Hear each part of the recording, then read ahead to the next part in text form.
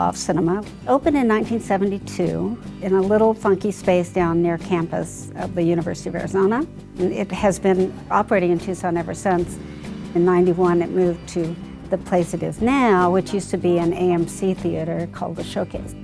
And it was just something everybody kind of took for granted until a for sale sign went up, and then a bunch of us kind of panicked at the idea of losing the loft. So we saved it and turned it into a nonprofit. The other thing I love about the loft is it doesn't look like a chain. You come into the loft and you know you're not at a corporate chain theater, and you know you're not in Texas, and you know you're not in California. It's pretty Tucson. You know, and I think that that local kind of funkiness of our theater is very specific to Tucson. In 2017, we finally got around to renovating Screen 1.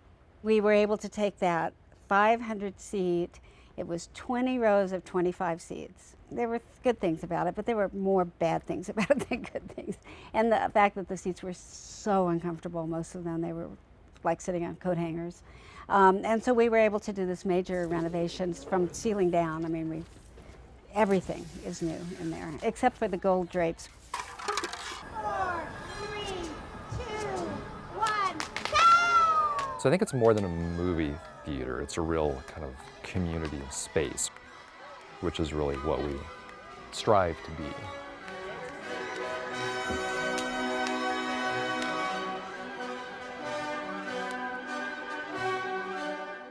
Roger Ebert had one of my very favorite quotes about movies. He referred to film as an empathy generator. And of course what he meant by that was that if you see a film about a culture that you have no direct contact with, it can help create empathy for that culture, which then hopefully moves society forward, hopefully makes you a better person. And that's really what an art house like the Loft can offer, is that you can see sort of the global range of cinema that we don't get to see just through Hollywood lenses. Talks to modernize this 52-year-old Tucson icon have been going on for more than a decade. A long, long, hard road, but we're here. What does this moment mean to you? Everything, everything. Executive Director Peggy Johnson is leading the way. This patio area will become a new indoor lobby, box office, and concession stand. The business model of 3 screens is tough. So the Loft will add 2 more screens, one of them a permanent outdoor theater, complete with a rooftop terrace. That means more flexibility and more movies. I feel like now we'll have enough to do exactly what we want to do, so it's very exciting. There aren't that many movie theaters that are independent, standalone art houses that do their own unique programming. Non-English language films, documentaries, special events.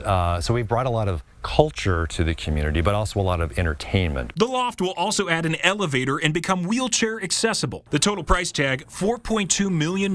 So far, the Loft has raised a little less than half of that, asking supporters to give what they can to reach that goal. I'm very confident. I think the community recognizes what an asset the Loft is. For a place that's more than just a movie theater, especially for Richard Bates. Him and his wife would spend lots of time here, but after her passing, the Loft is still a special place for them. I give here because of Anne, because she would be so pleased. In fact, if she's sitting on my shoulder at this moment, whispering in my ear, she would do that. The nonprofit taking donations like Bates to grow, building a rooftop bar and an outdoor screening area. There will be a new permanent outdoor screen with a seating area on artificial turf. The way that it's situated, it'll always be shaded from the afternoon sun. We broadcast the sound for the film through an FM signal, and people have headsets. So you're getting really good quality sound right next to your ear with no speedway traffic. And it doesn't bleed into the neighborhood, so we can have late movies.